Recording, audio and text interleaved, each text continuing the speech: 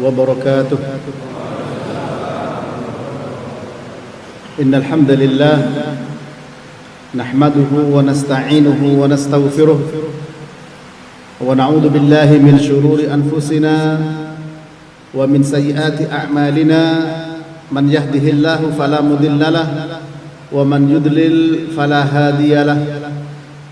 أشهد أن لا إله إلا الله وحده لا شريك له وأشهد أن محمدا عبده ورسوله.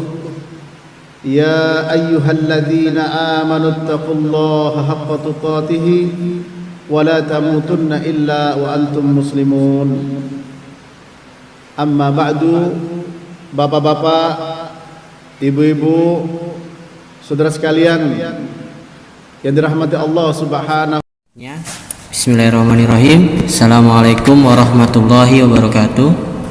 Alhamdulillah, puji syukur kita panjatkan kehadiran Allah Subhanahu wa taala sehingga kita bisa bertemu pada kesempatan yang baik ini.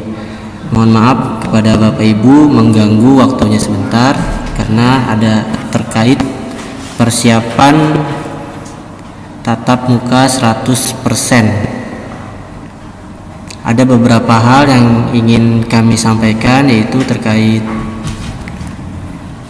kegiatan upacara, kemudian jadwal KBM, yang dimana semula kita KBM pulang itu pukul 11.15, kemudian tentang arus lalu lintas ya, maka kami minta waktunya sekitar 15 sampai 30 menit ya.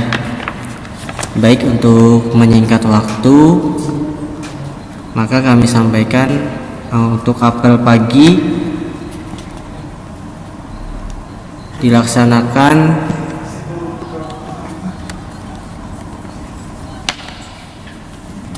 pada besok ya Bapak Ibu, dan diperkenankan untuk wali murid untuk hadir dalam apel pertama ini ya. Setelah kita 2 tahun ya kurang lebih yang dimana tidak apel ya, maka dari pihak sekolah memperkenankan untuk Bapak dan Ibu untuk bisa hadir. Kemudian yang kedua, jadwal KBM untuk kepulangan diubah ya, yang semula 11.15 menjadi 11.45. Untuk ikhwan dan akhwat diwajibkan untuk sholat zuhur terlebih dahulu. Kemudian untuk jam kepulangan antara ikhwan dan akhwat dibedakan ya. Ikhwan terlebih dahulu dipersilakan untuk meninggalkan sekolah, sedangkan akhwat selanjutnya. Yang berikutnya yaitu tentang arus lalu lintas ya. Di sini kami sudah membuat alurnya, yaitu berupa alur kedatangan maupun alur kepulangan, dan sudah membuat PowerPoint-nya juga dan sudah membuat simulasi videonya. Sebentar akan saya sampaikan, saya tampilkan PowerPoint-nya terlebih dahulu.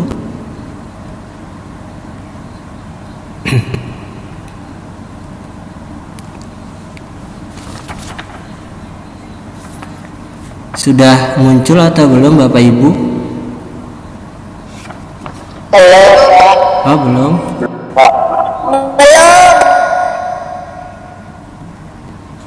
Sudah Pak. Sudah ya, ya baik. Jadi untuk mengurangi tingkat keramaian dan ketertiban juga,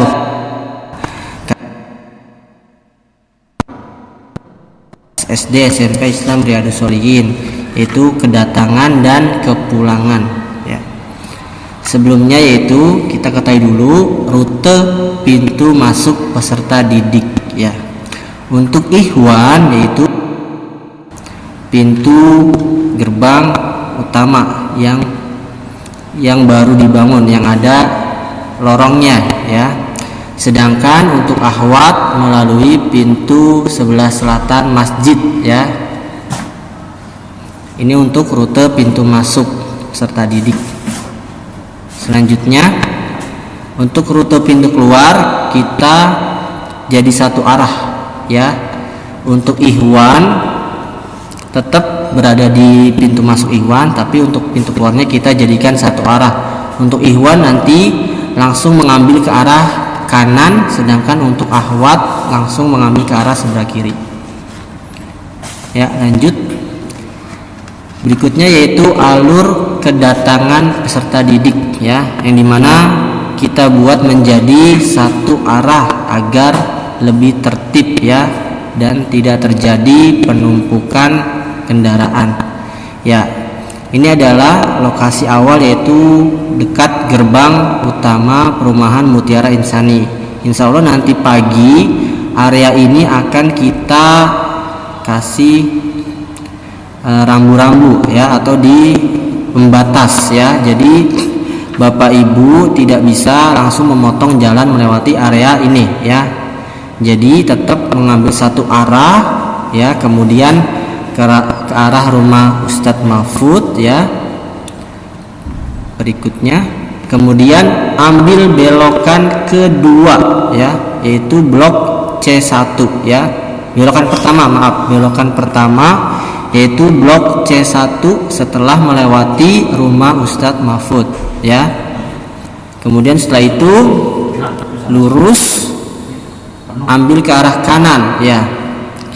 Jika anandanya putra bisa diturunkan di pintu gerbang yang baru dibangun, ya. Jika anandanya putri bisa lanjut ke area selatan masjid.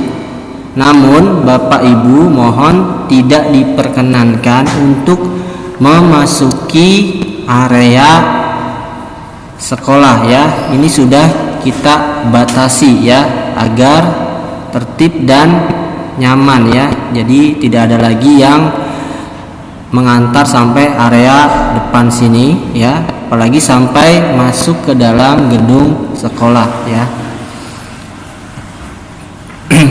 Ya, baik Bapak Ibu, sampai di sini ada pertanyaan terkait alur kedatangan.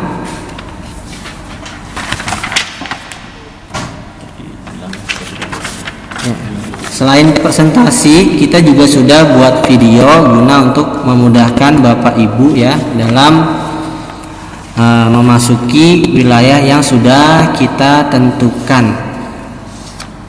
Ya, jika tidak ada pertanyaan, maka saya lanjut ke alur kepulangan. Untuk alur kepulangan, arahnya hampir sama dengan alur kedatangan, tapi ada sedikit perbedaan, ya. Seperti ini, yang gambar pertama masih sama dengan gambar kedua, melewati gerbang utama, kemudian juga tidak boleh melewati pembatas yang sudah kami berikan, ya. Kemudian melewati rumah Ustadz, ya. Kemudian selanjutnya gambar ketiga mengarah kepada belokan kedua atau blok C, ya, yang dimana nanti di ujungnya ini ketemu dengan rumahnya Ustadz Ilham, ya. Ini kemudian setelah itu pada gambar 4 diarahkan ke kanan, lanjut ke arah belakang sekolah. Untuk area ini kami persilakan untuk Bapak Ibu menunggu bagi ananda Ikhwan, ya, bagi khusus Ikhwan, ya. Dan untuk yang gambar 6, kami tidak menyarankan Bapak Ibu untuk menunggu di sekitar area ini, ya, dikarenakan nanti akan terjadi penumpukan kendaraan, ya. Jadi kami menyarankan untuk gambar 5 atau area ini untuk Bapak Ibu menunggu anak-anaknya yang Ikhwan, ya. Lalu bagaimana dengan yang akhwat? Untuk yang akhwat bisa menunggu di sekitar selatan area masjid, ya. Jadi area ini untuk menunggu Ikhwan, ya, peserta didik Ikhwan. Lalu bagaimana jika terjadi penumpukan di area blok C? Maka kita arahkan ke area blok D, ya. Jadi apabila terlihat padat dari kejauhan, maka bisa kita arahkan ke area blok D, yaitu belokan ketiga ya. Belokan ketiga ini gambar 1, paling ujung mentok, kemudian ambil ke kanan lurus ya. Kemudian lurus lagi, ambil ke kanan. Ini bisa dilihat, ini adalah area belokan ketiga. Kalau yang sebelah sini area belokan kedua. Ya, jadi belokan ketiga ini digunakan ketika di blok C atau di belokan kedua itu penuh ya. Jadi agar sama-sama tertib, sama-sama nyaman, maka kami dari sekolah memohon kerjasamanya kepada Bapak Ibu ya. Selanjutnya, pada area ini ya, belokan pertama tidak diperkenankan untuk Bapak Ibu gunakan pada saat penjemputan ya. Area ini digunakan untuk area parkir jemputan ya. Jemputan sekolah ya. Jadi area belokan pertama atau blok C ini tidak diperkenankan pada saat jam penjemputan ya, karena digunakan untuk area parkir jemputan sekolah. Nanti pada saat penjemputan sekolah kami akan memasang pembatas di area ini ya. Jadi apabila Bapak Ibu ingin masuk maka tidak diperkenankan ya. Oh iya Pak, saya pengen cepat ini ya, maka nanti akan terjadi penumpukan Bapak Ibu ya. Maka dibuat belokan kedua, belokan ketiga. Guna apa? Guna supaya arus lalu lintas tersebut tidak terjadi penumpukan atau keramaian ya.